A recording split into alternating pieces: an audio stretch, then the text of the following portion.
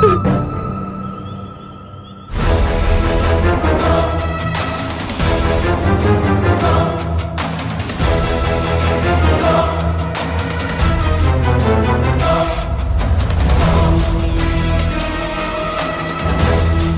എന്തിനാണ് വന്ന് കേറിയ മുതൽ മുഖം വീർപ്പിച്ചിരിക്കുന്നേ? ഞങ്ങൾ നിന്റെ അടുത്ത് നിന്നും എല്ലാം മറച്ചു വെച്ചതിന് മാപ്പ് ചോദിച്ചില്ലേ? അത് വിട്ടുകളാ. നീ മിണ്ടരുത്. ഇത്രയും വലിയ ടെൻഷൻ തലയിലുള്ളതുകൊണ്ട് പാറു എന്നോടൊന്നും പറയാത്തത് ഞാൻ ക്ഷമിക്കും. പക്ഷേ നിങ്ങൾക്ക് എന്നോട് കാര്യങ്ങൾ തുറന്നു പറഞ്ഞൂടായിരുന്നോ? നീ അറിഞ്ഞ കൂടുതൽ പ്രശ്നം ഉണ്ടാവുമെന്ന് കരുതിയ ഞങ്ങളൊന്നും പറയാഞ്ഞ. അപ്പോ നിങ്ങൾ അറിഞ്ഞതുകൊണ്ട് പ്രശ്നമൊന്നുമില്ലേ?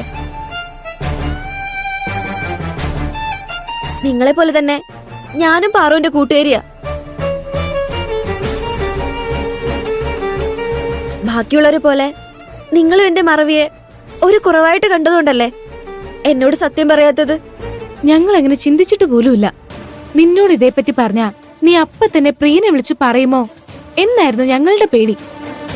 ഇവിടെ നടക്കുന്ന കാര്യങ്ങളെല്ലാം പ്രിയനെ അറിയിക്കാനാണ് നീ ഇങ്ങോട്ട് വന്നതെന്ന് നീ തന്നെയല്ലേ ഞങ്ങളോട് പറഞ്ഞത്? അപ്പൊ ഞങ്ങൾ പേടിച്ചതിൽ ഒരു ന്യായമില്ലേ? ഞങ്ങൾ ചെയ്തതിന് ഇതൊരു ന്യായീകരണമായിട്ടല്ല പറയുന്നത്.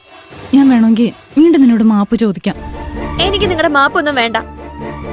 ഇനി എന്റെ അടുത്ത് ഒന്നും മറക്കാതിരുന്നാ മതി.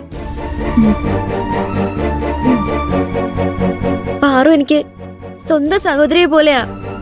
അവളെ സഹായിക്കാൻ ഞാൻ എന്തും ചെയ്യും.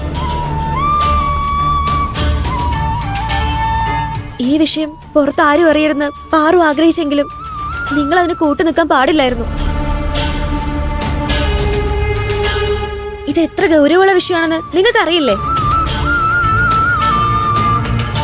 ആരെയും അറിയിക്കാതെ ഇത് എത്ര കാലം മറയ്ക്കാൻ പറ്റും? മൂത്തവരെ ആരെങ്കിലും ഈ കാര്യം അറിയിക്കേണ്ടതായിരുന്നു. നമ്മൾ പെൺകുട്ടികൾ മാത്രം ചേർന്ന് ഈ പ്രശ്നം എങ്ങനെ പരിഹരിക്കാനാ? നീ വളരെ എളുപ്പത്തിൽ കാര്യങ്ങൾ പറഞ്ഞു. ഇവളോട് ഈ അതിക്രമം ചെയ്തത് ആരാന്ന് പോലും നമുക്കറിയില്ല. ഇപ്പൊ ചെന്ന് മുതിർന്നവരോട് ഈ കാര്യം പറഞ്ഞ ഇവൾ നിരപരാധിയാണെന്ന് ആരെങ്കിലും വിശ്വസിക്കോ? ഇവളെ കുറ്റപ്പെടുത്താനായിരിക്കും എല്ലാവർക്കും താല്പര്യം. ഇവളുടെ പ്രശ്നം എന്താണെന്ന് പറഞ്ഞ ആരും മനസ്സിലാക്കുന്ന നീ പറയുന്നേ? അങ്ങനെ ചോദിച്ചാൽ നമ്മുടെ ഭൂമിക മേഡത്തിനോട് പറഞ്ഞ അവരൊരു വഴി പറഞ്ഞതല്ലേ? ഭൂമിക മാഡോ, നീ എന്തൊക്കെയായി പറയുന്നേ? 9 മണി കഴിഞ്ഞ ഹോസ്റ്റലിൽ നിന്നും പുറത്തേക്ക് ഇറങ്ങുന്ന പെൺകുട്ടികളോട് അവര് പെരുമാറുന്നത് നീ കണ്ടിട്ടുണ്ടോ? അത്രയും സ്ട്രിക്റ്റ് ആയ ഒരാളോട് ഇവളുടെ അവസ്ഥ എന്താണെന്ന് പറഞ്ഞാ അവരെങ്ങനെ പ്രതികരിക്കുമെന്ന് നീ ചിന്തിച്ചോ? അങ്ങനെയൊക്കെ ചോദിച്ചാ ഞാനെന്തു പറയും? ഇതിനെന്തെങ്കിലും ഒരു പരിഹാരം കാണാതെ പറ്റോ? ഇനി എന്ത് ചെയ്യണമെന്ന് തീരുമാനിക്കേണ്ടത് പാറു ആണ്.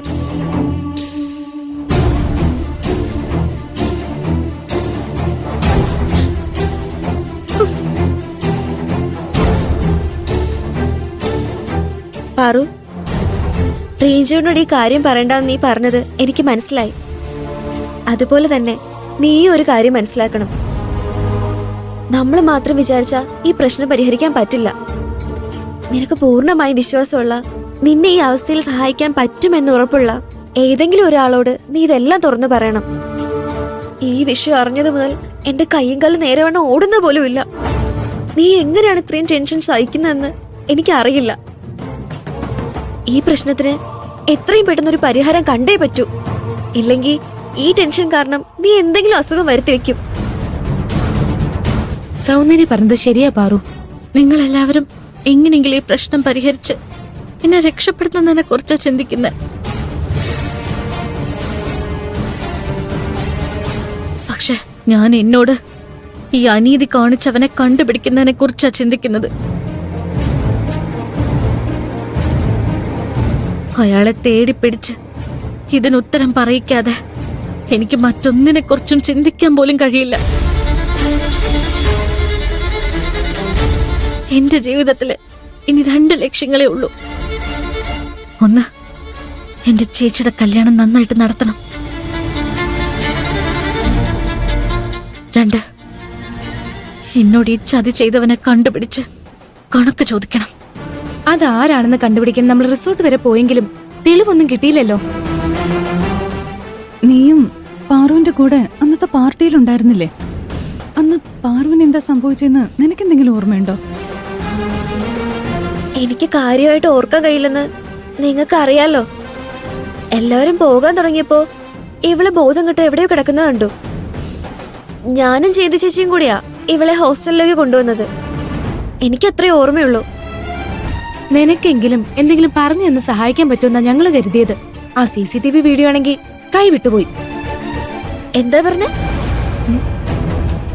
അന്നത്തെ CCTV വീഡിയോ ഡിലീറ്റ് ആയി പോയ കാര്യം പറഞ്ഞതാ. ആ വീഡിയോ ഇപ്പൊ ഓർമ്മ വന്നു. വീഡിയോ ഉണ്ട്.